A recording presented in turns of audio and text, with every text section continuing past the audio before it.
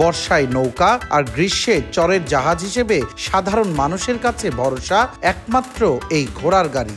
আমাদের এই ঘোড়া গাড়ি আছে চল অঞ্চলে আমাদের প্রায় 2 থেকে 300-র ঊর্ধ্বে আমাদের ঘোড়া গাড়ি চলাচল হয়। আর এই ঘোড়া গাড়িটা চলাচল দেখতেও অনেক সুন্দর লাগে, আমাদের উপকারে আসে। কথা হয় বগুড়া সোনাতলা উপজেলার পূর্ব তেকানি গ্রামের কয়েকজন বাসিন্দার সাথে, যাদের এখনো স্পর্শ করতে পারেনি আধুনিকতা কিংবা বিলাসিতার কোনো ছাপ। বালুর চরাঞ্চলে ঘোড়ার গাড়িতে কিভাবে ভাগ্য পরিবর্তন হয়েছে তাদের।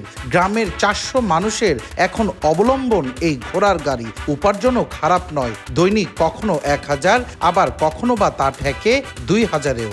অন্য কোনো গাড়ি চরের মধ্যে চলার হয় না, এই বালুর মধ্যে ঘোড়ার গাড়ি ছাড়া অন্য কোনো গাড়ি চলতে পারে না। এখান থেকে অনেক কিছু আমি নিয়ে যাই, ধান, ভুট্টে, তার মরিচ, এগুলো আমি নিয়ে যাই। দিন গেলে 2000 টাকা মতো হয় কামাই। আর ঘোড়া কিনছে এটা 50,000 টাকা, উঠছে কিছু বাকি আছে। এটা দিয়ে কামাই কাজ হইতেছে। 5-6 জন মানুষ আমরা এই ফ্যামিলি দিয়ে চলতেছি, ঘোড়া গাড়ি দিয়ে চলতেছি। তবে চলাচলের ভালো সড়ক না থাকায় কিছুটা বিপাকে পড়তে হচ্ছে চালকদের। না পাওয়ার অনেক গল্পের মাঝে তাদের দাবি শুধু ভালো একটা যোগাযোগ ব্যবস্থার। চরাঞ্চলের মানুষের দৈনন্দিন জীবিকায় অবলম্বন হয়ে ওঠা এই ঘোড়ার গাড়ি যেন জানান দেয়, যুগের পরিবর্তন হলেও প্রয়োজন রয়েছে সবকিছুরই। ভালো থাকুক আমাদের গ্রামীণ জনপদ, চাওয়া এতটুকুই।